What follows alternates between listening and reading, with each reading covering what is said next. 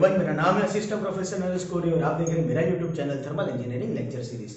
दोस्तों, applied thermodynamics के unit 2 के नेक्स्ट लेक्चर की तरफ चलते हैं, जिसके अंदर आज हम लोग बहुत ही इंपॉर्टेंट टॉपिक पढ़ने वाले हैं साइक्रोमेट्रिक चार्ट के बारे में। लेकिन साइक्रोमेट्रिक चार्ट चलाने से पहले एक छोटा सा टॉपिक देखेंगे जो कि आपको प्रैक्टिकली समझना भी जरूरी है और जानना भी जरूरी है कि टेम्परेचर और ह्यूमिडिटी मेजर करने के लिए क्या इंस्ट्रूमेंट का यूज किया जाता है। आज जो मैं आप लोगों को चलाने वाला हूं वो टॉपिक हमारे एग्जाम्पल पर्पस के लिए काफी इंपॉर्टेंट होगा, क्योंकि अगर आपको साइक्रोमेट्रिक चार्ट देखते नहीं आता है तो साइक्रोमेट्रिक के एग्जाम्पल सॉल्व करना इम्पॉसिबल है। मतलब चार्ट अगर आ रहा है तो आप इजीली अपने साइक्रोमेट्रिक चार्ट के बेस पर का एग्जाम्पल को सॉल्व कर सकते हो। प्लस इसी चार्ट के बेस पर हम लोग 3 थियरी पढ़ेंगे नेक्स्ट लेक्चर में, sensible cooling, sensible heating and bypass factor. ये तीन थियरी इस साइक्रोमेट्रिक चार्ट के बेस पर आने वाली है। तो शुरुआत करते हैं सबसे पहले temperature and humidity measuring instrument से। बेसिकली टेम्परेचर और ह्यूमिडिटी मेजर करने के लिए जिस इंस्ट्रूमेंट का यूज होता है वो है hygrometer. It is used to find the humidity of atmospheric air. Atmospheric air की ह्यूमिडिटी अगर आपको मेजर करनी है तो हम लोग हाइग्रोमीटर का यूज करते हैं। Hygrometer is the best instrument to find out the humidity of the atmospheric air. अभी यही हाइग्रोमीटर के अगर क्लासिफिकेशन की बात की जाए तो बेसिकली 5 टाइप का हाइग्रोमीटर आप लोगों के पास में है, मार्केट में अवेलेबल है, जिसका यूज किया जाता है प्रैक्टिकल के लिए। पहला साइक्रोमीटर, दूसरा mechanical hygrometer, electrical hygrometer, due point hygrometer and last one chemical hygrometer. हम लोगों को जो पढ़ना है, हमारे लिए जो इंपॉर्टेंट है, that one is the psychrometer.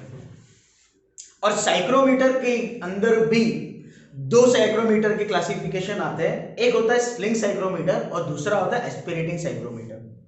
और ये दोनों साइक्रोमीटर में हमारे लिए जो इंपॉर्टेंट है that one is sling psychrometer, जो कि आप लोगों को आपके प्रैक्टिकल के अंदर भी समझना है, जिसके बेस पर आप लोग ड्राई बल्ब टेम्परेचर और वेट बल्ब टेम्परेचर दोनों के दोनों मेजर कर सकते हो और उसके बाद में आप लोग फाइंड आउट कर सकते हो ह्यूमिडिटी।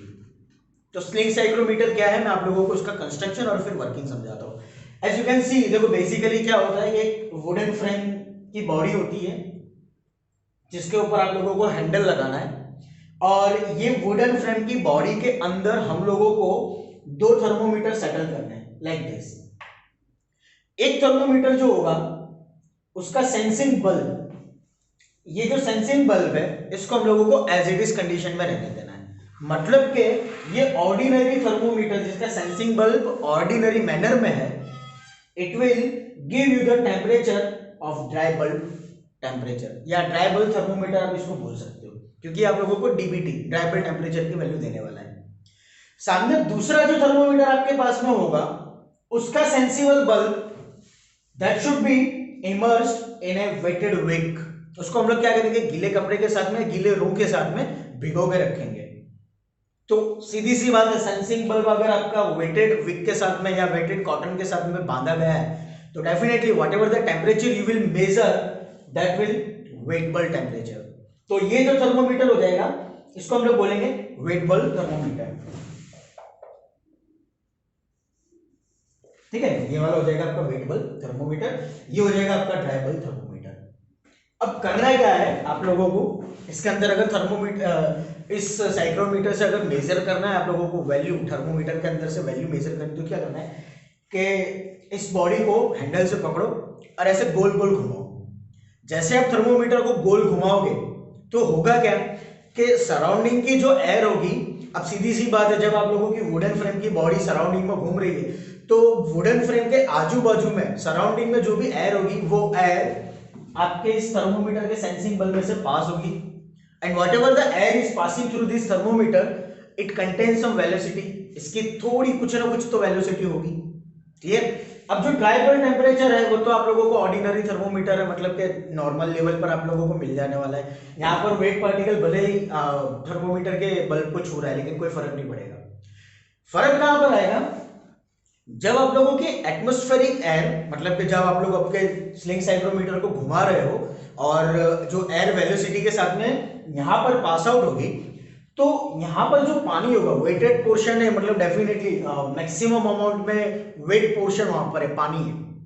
जो भी एयर वेलोसिटी, एयर आप लोगों की वेलोसिटी के साथ में वहां पर पास हो रही है वो मॉइस्ट एयर है, क्योंकि आपके एटमॉस्फेरिक एयर में मॉइस्चर तो होता ही है।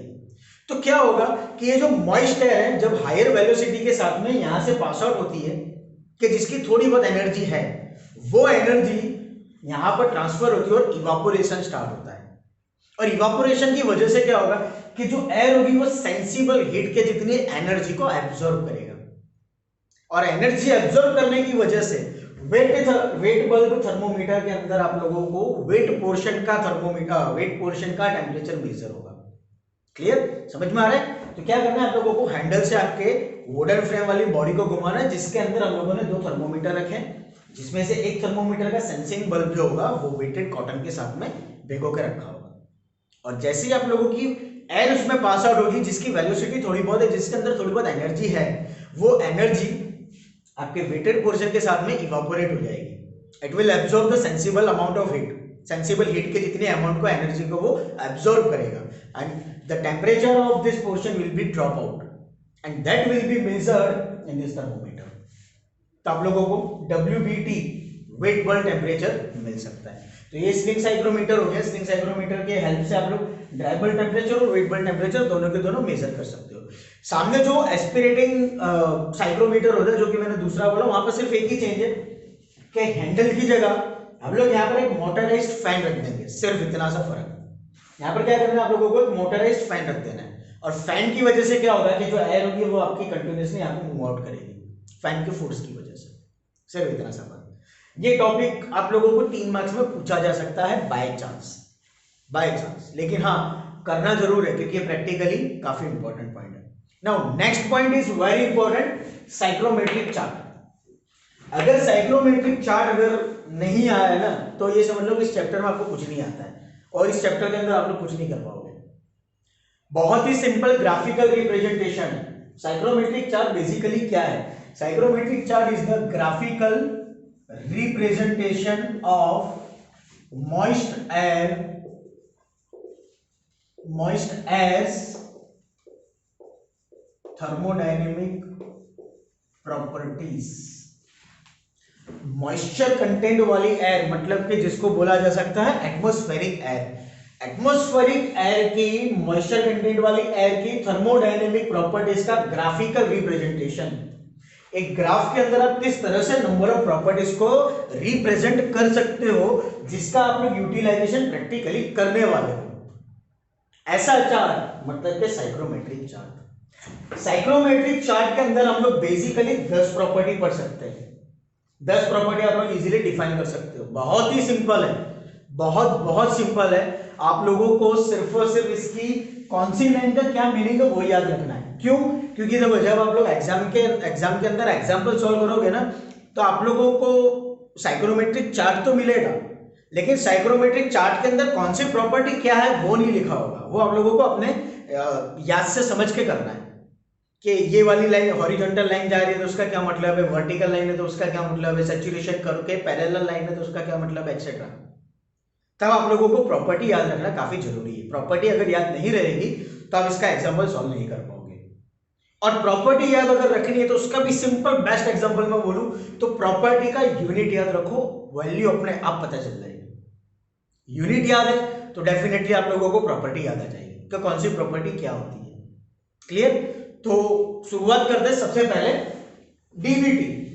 डीबीटी मतलब ड्राई बल्ब टेम्परेचर। अभी ड्राई बल्ब टेम्परेचर लाइन कौन सी होगी? ये जो पोर्शन है इसको बोलते हैं टेक्निकली एब्सिसा, और ये जो पोर्शन है इसको टेक्निकली बोलते हैं ऑर्डिनेट। ठीक है? तो जो ड्राई बल्ब टेम्परेचर की लाइनिंग होगी वो वर्टिकल लाइन होगी और यूनिफॉर्मली स्पेस्ड होगी। एक और चीज याद रखना, यूनिफॉर्म नॉन यूनिफॉर्म स्पेस, क्योंकि वैल्यू इसके बेस पर काफी चेंजेस हो सकती है। आपको पता है कि कोई भी ग्राफ जब भी प्लॉट करते हैं हम लोग, आपने मैथ्स में कभी कितनी बार सॉल्यूशन किए होंगे, थर्मोडायनेमिक्स के अंदर ग्राफ बनाया होगा आप लोगों ने हीट ट्रांसफर के अंदर बनाया होगा। ग्राफ जब आप लोग बनाते हो तो ग्राफ के अंदर कभी भी जो रेडीमेड ग्राफ आप लोगों को मार्केट में अवेलेबल है स्टेशनरी के स्टोर पर, उस ग्राफ को देखना, जो लाइनिंग्स आप लोगों को दी जाती है वो यूनिफॉर्म होती है स्केल के बेस पर। जैसे स्केल होती है हमारे, स्केल के ऊपर आप लोगों को जो 1 सेंटीमीटर 2 सेंटीमीटर के बीच का डिस्टेंस होता है 10 mm, वो कंप्लीटली यूनिफॉर्मली स्पेस कहलाता है। ऐसी यूनिफॉर्मली स्पेस लाइन आप लोगों को ड्राइबल टेम्परेचर की आपके इस एब्सिसा के ऊपर मिलेगी। दैट इज और this linings of dry bulb temperature will be parallel to ordinate. Ordinate के पैरेलल जो भी लाइन बन रही है, मतलब कि ये वाली line, this one and so on will so on, ऐसी सारी लाइनें जो ऑर्डिनेट के पैरेलल है और एब्सिसा के ऊपर कहीं पे कट कर रहा है, those lines are known as the dribble temperature line. And dribble temperature की वैल्यू जो होगी वो एब्सिसा के ऊपर होगी, मतलब यहां पर आप लोगों को कुछ वैल्यू दी गई है over here like this. Clear, समझ में आ रहा है? तो ये आप लोगों की ड्राइबल टेम्परेचर की लाइन होगी। Next property, wettable temperature. Wettable temperature क्या होगा? देखो, वेटेबल टेम्परेचर जो होगा वो इंक्लाइन स्ट्रेट लाइन होगी। Wettable temperature non uniformly spaced होगा। वेटेबल टेम्परेचर जो होगा वो नॉन यूनिफॉर्मली स्पेस्ड होगा। यहां पर आप लोगों को ड्राइबल टेम्परेचर क्या है, तो यूनिफॉर्मली स्पेस मिल रहा था, बराबर। 1 डिग्री सेल्सियस टेम्परेचर है तो यहाँ पे 1 डिग्री सेल्सियस के इक्वल पावर बन रहे हैं। लेकिन वेटेबल टेम्परेचर जो होगा वो नॉन यूनिफॉर्मली स्पेस होगा। दूसरी चीज, अभी वेटेबल टेम्परेचर आप लोगों को कहां से मिलेगा, तो saturation curve. The values of wet bulb temperature will be on saturation curve. ये लाइन जो आप लोगों को दिख रही है, this line is known as the saturation curve, जो मैं डॉट कर रहा हूं, बहुत ही इंपॉर्टेंट है। This line is the saturation curve, और ये सैचुरेशन कर्व से, अभी ये ड्राइबल टेम्परेचर की लाइन थी, ड्राइबल टेम्परेचर की लाइन सैचुरेशन कर्व को जहां भी कट करेगी, ड्राइबल टेम्परेचर की लाइन सैचुरेशन कर्व को जहां कट कर रही है, इस पॉइंट से incline line, incline straight line, ये इंक्लाइन है और स्ट्रेट है, ये इंक्लाइन स्ट्रेट लाइन जो एब्सिसा को कहीं पर कट करेगा, इतनी line, this property will be known as the wet bulb temperature. इसकी वैल्यू आप लोगों को यहां मिलेगी। तो ये याद रखना है कि सैचुरेशन कर्व के ऊपर आप लोगों को ड्राइबल टेम्परेचर और वेटेबल टेम्परेचर दोनों सेम मिलेगा। WBT will be equal to DBT।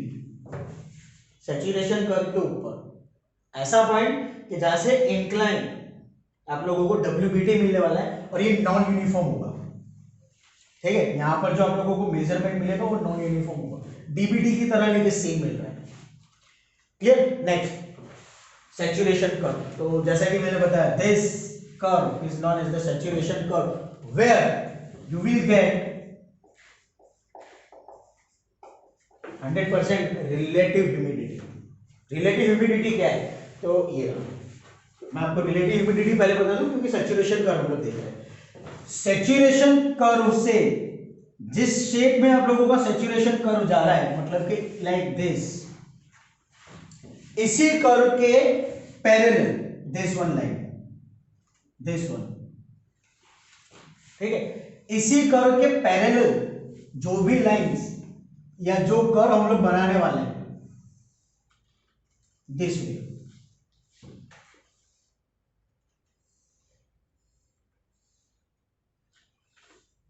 For example ये मैंने ड्रॉ किया रिलेटिव ह्यूमिडिटी लाइक दिस। तो ये जो लाइन जा रही है सैचुरेशन कर्व के पैरेलल, लेकिन नॉन यूनिफॉर्मली स्पेस, ऐसी lines, those lines are relative humidity. Clear. It will follow the saturation curve, जो सैचुरेशन कर्व को फॉलो करेगी। सैचुरेशन कर्व आप लोगों के कर्व लाइनिंग में है, तो रिलेटिव ह्यूमिडिटी भी आप लोगों का कर्व शेप में आएगा, दिस वन, ठीक है। और रिलेटिव ह्यूमिडिटी की वैल्यू हमेशा परसेंटेज में ही मिलेगी। रिलेटिव ह्यूमिडिटी की वैल्यू हमेशा आपको परसेंटेज में ही मिलेगी। नेक्स्ट प्रॉपर्टी, स्पेसिफिक ह्यूमिडिटी, जिसको आप लोग बोल सकते हो मॉइस्चर कंटेंट वाली लाइन। तो क्या होगा, it will be horizontal line and uniformly spaced. Horizontal होगी और यूनिफॉर्मली स्पेस होगी। लेकिन ये जो स्पेसिफिक ह्यूमिडिटी की लाइन होगी वो आप लोगों के सैचुरेशन कर्व से पास होगी, और सैचुरेशन कर्व से पास होकर extreme right of your saturation curve, मतलब कि ऑर्डिनेट का दूसरा पोर्शन, ये आपके ऑर्डिनेट ये बनता है, ऑर्डिनेट को जहां पर कट करेगा ये horizontal line, that is specific humidity line. ये यूनिफॉर्मली स्पेस होगी, ये स्पेसिफिक ह्यूमिडिटी की लाइन है, ये एक स्पेसिफिक ह्यूमिडिटी की लाइन है, ये वाली स्पेसिफिक ह्यूमिडिटी की लाइन है। और स्पेसिफिक ह्यूमिडिटी की वैल्यू जो होगी वो आप लोगों को यहां पर मिलेगी, जहां पे मैंने लिखा है स्पेसिफिक ह्यूमिडिटी किलोग्राम पर किलोग्राम ऑफ ड्राई एयर, मतलब right portion of your psychrometric chart, not extreme right but right to the psychrometric chart. Clear? Scale के ऊपर यहां पर। ठीक, हम लोगों ने 5 प्रॉपर्टी देखी। Next one DPT. डीपीटी मतलब due point temperature, this one due point temperature. Due point temperature कैसा होगा? तो हॉरिजॉन्टल लाइन होगी, नॉन यूनिफॉर्मली स्पेस होगी, ठीक है, हॉरिजॉन्टल लाइन होगी और नॉन यूनिफॉर्मली स्पेस होगी, जिसकी वैल्यू सिर्फ और सिर्फ आप लोगों को सैचुरेशन कर्व पर मिलेगी, जिसकी वैल्यू सिर्फ और सिर्फ आप लोगों को सैचुरेशन कर्व के ऊपर मिलने वाली है। और दूसरी एक और बात कि सैचुरेशन कर्व के पॉइंट के ऊपर आप लोगों को 3 प्रॉपर्टी मिलेगी, डब्ल्यूबीटी डीबीटी तो मिल रहा था, तीसरी वैल्यू मिलेगी ड्यू पॉइंट टेम्परेचर। और आप लोगों को अगर याद हो तो मैंने वेट बल डिप्रेशन जब डेफिनेशन चलाई थी तब मैंने बोला था, या तो ड्यू पॉइंट टेम्परेचर की डेफिनेशन जब चलाई थी मैंने बोला था कि वेट बल टेम्परेचर 100% रिलेटिव ह्यूमिडिटी अगर होगी, 100% सैचुरेटेड एयर जब होगी तो आप लोगों का वेट बल डिप्रेशन 0 हो जाएगा। तो वो ये है। Clear? Next property constant specific volume. ये है specific volume. Obliquely incline straight line, ये ऑब्लिकली है, ये ऑब्लिकली आप लोगों को दी गई है। ऐसा भी नहीं कि हॉरिजॉन्टल हो, वर्टिकल हो, फिर या तो एग्जैक्ट एंगल से कट आउट किया हो, जैसे कि डब्ल्यूबीटी आप लोगों को मिलता है कि डीबीटी को कट करके चल रहा है, ऐसा नहीं। ऑब्लिकली कहीं से भी आप लोगों की जो स्पेसिफिक वॉल्यूम की लाइन होगी वो ऑब्लिकली आपके कर्व को कट करेगा और यूनिफॉर्मली स्पेस होगा। ये जो लाइनिंग है ये आप लोगों की स्पेसिफिक वॉल्यूम की लाइन, जिसका यूनिट होता है मीटर क्यूब पर केजी। यूनिट में आप लोगों को रिवाइज करा दो, टेम्परेचर है डिग्री सेल्सियस, टेम्परेचर है डिग्री सेल्सियस, सैचुरेशन कर्व तो एक शेप है, मतलब यहाँ पर कोई यूनिट नहीं आएगा। Humidity, specific humidity, specific humidity का यूनिट होगा किलोग्राम पर किलोग्राम ऑफ ड्राई एयर। याद रखना स्पेसिफिक ह्यूमिडिटी का यूनिट हो जाएगा किलोग्राम पर kilogram of dry air. Relative humidity आपको परसेंटेज में देता है, मतलब साइक्रोमेट्रिक चार्ट में कहीं पर भी आपको परसेंटेज में वैल्यू दिखे, लाइन दिखे तो समझ लेना कि वो रिलेटिव ह्यूमिडिटी है। ड्यू पॉइंट टेम्परेचर लाइन, फिर से सैचुरेशन कर्व के ऊपर टेम्परेचर की जो वैल्यूज मिलेगी जो हॉरिजॉन्टली होगी, स्पेसिफिक ह्यूमिडिटी की तरह हॉरिजॉन्टल होगी तो आप लोगों को ड्यू पॉइंट टेम्परेचर की वैल्यू देगा।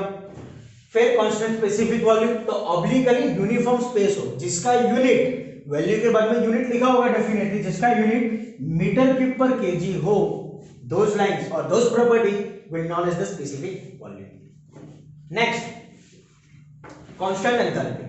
कांस्टेंट एंथैल्पी की वैल्यू किस तरह से मिलेगी? तो एंथैल्पी की स्केल होती है सैचुरेशन कर्व से ऊपर, सैचुरेशन कर्व से ऊपर इंक्लाइन स्ट्रेट लाइन, ये इंक्लाइन स्ट्रेट लाइन है जिसको यूनिफॉर्मली स्पेस किया गया है।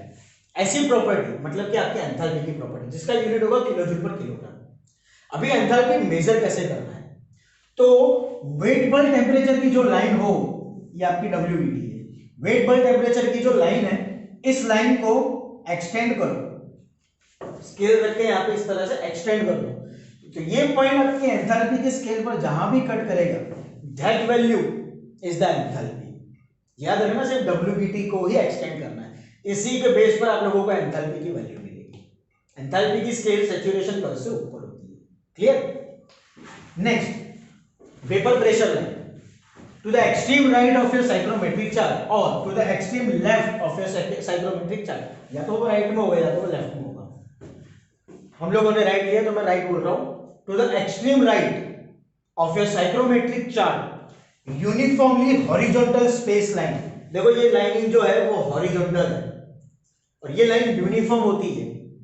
Uniformly horizontal space line will give you the value of vapour pressure line, जिसका यूनिट होगा mm ऑफ Hg, क्योंकि प्रेशर है मतलब डेफिनेटली प्रेशर का यूनिट लेंगे आप लोग mm ऑफ Hg। और उसी तरह से लास्ट प्रॉपर्टी जो होती है वो है सेंसिबल हीट फैक्टर। यही वेपर प्रेशर लाइन की दूसरी तरफ की स्केल जो कि इंक्लाइन लाइन होगी और नॉन यूनिफॉर्मली स्पेस होगी। ये इंक्लाइन लाइन जो कि नॉन यूनिफॉर्मली स्पेस्ड है, ठीक है, इंक्लाइन लाइन जो कि नॉन यूनिफॉर्म स्पेस्ड है, ऐसी लाइन, ये प्रॉपर्टी मतलब क्या आपकी सेंसिबल हीट फैक्टर की प्रॉपर्टी। क्लियर? तो ये साइक्रोमेट्रिक चार्ट था, साइक्रोमेट्रिक चार्ट की बेसिक प्रॉपर्टीज थी। अभी इसी के बेस पर हम लोगों को साइक्रोमेट्रिक के अलग अलग प्रोसेस के बारे में जानना होता है कि साइक्रोमेट्रिक की कोई भी प्रोसेस जो आप लोगों को आगे थियरी में पढ़ना है, अगर आप लोगों को उसको साइक्रोमेट्रिक चार्ट के अंदर, लेआउट के अंदर ड्रॉ करना है तो आप लोग कैसे करोगे? तो एक सिंपल मेथड है, अगर आप लोगों को ये चार्ट याद है तो आप अपने एग्जाम्पल के अंदर भी उसको इजीली मार्कआउट भी कर सकते हो, और उसी चार्ट को याद रखने के बेस पर आप इजीली एग्जाम्पल को सॉल्व भी कर सकते हो। मैं ड्रॉ कर रहा हूं, देखना, सिंपल ड्रॉ करके दिखाता हूं।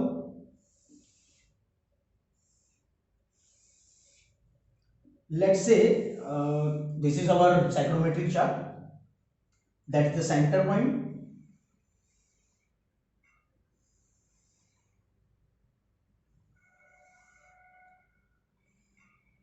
let's say this is O, A, B, C, D, E, F and this one is G. Now जो number of processes psychrometric chart के बेस पर आप लोगों को मिलती है वो क्या होगी? From O to A, this one OA, this one will be known as the sensible cooling. This one will be known as the sensible cooling, OA. अब थोड़ा सा दिमाग दौड़ाना, थोड़ा सा, according to your psychrometric chart, जब आप right to left जाओगे तो डेफिनेटली आपका डीबीटी कम हो जाएगा। तो टेम्परेचर कम कब होता है? जब हीट रिमूव हो रही है, तो सीधी सी बात है, this one will be your sensible cooling. Just like that OB, it is known as the sensible heating. आप सेंटर से राइट साइड की तरफ जा रहे हो, टेम्परेचर विल इंक्रीज। टेम्परेचर कब इंक्रीज होता है? जब हम लोग हीट ट्रांसफर करते हैं सब्सटेंस में, तो definitely this one will be your sensible heating.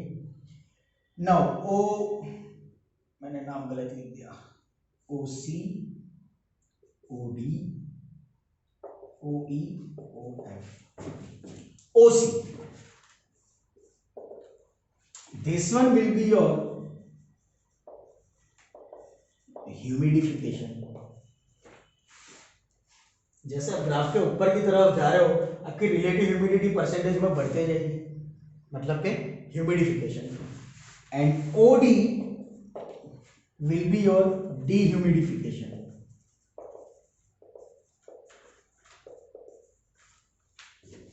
OD, OC and OD. Dehumidification क्यों? जैसे आप अपने रिलेटिव ह्यूमिडिटी की वैल्यू को नीचे की तरफ लाओगे तो रिलेटिव ह्यूमिडिटी कम होती जाएगी। बेसिकली ह्यूमिडिफिकेशन का मतलब ये होता है कि एयर के अंदर whatever the moisture you are adding, तो उसको ह्यूमिडिफिकेशन बोलते हैं, और मॉइस्चर कंटेंट अगर आप दूर कर रहे हो तो उसको डिह्यूमिडिफिकेशन बोलते हैं। नेक्स्ट OE, ये वाला क्वेश्चन कहां पर होता है? तो OB था आप लोगों के लिए हीटिंग, और OC है हमारे लिए ह्यूमिडिफिकेशन, तो ये हो जाएगा heating, sensible heating and humidification, sensible heating and humidification. And the last one, sorry second last, OF। Again OD क्या है आप लोगों के लिए? OD आप लोगों के लिए डिह्यूमिडिफिकेशन, OA क्या है आप लोगों के लिए? Sensible cooling. तो ये प्रोसेस क्या बन जाएगी? सेंसिबल कूलिंग एंड डिह्यूमिडिफिकेशन,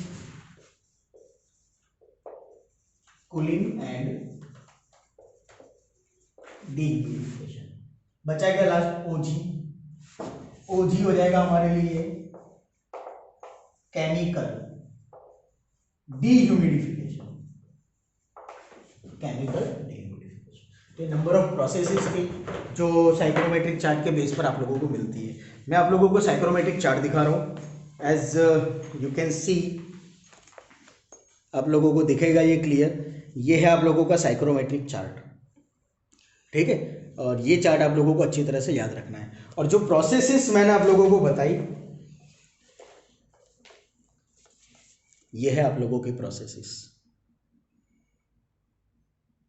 ठीक है, तो दोस्तों ये था हमारा आज का कंटेंट, जो कि काफी इंपॉर्टेंट है for theoretical purpose and for example purpose also. I hope कि आप लोगों को इसमें समझ में आया होगा। अगर कोई क्वेश्चन हो तो मुझसे जरूर पूछेगा। Thank you so much.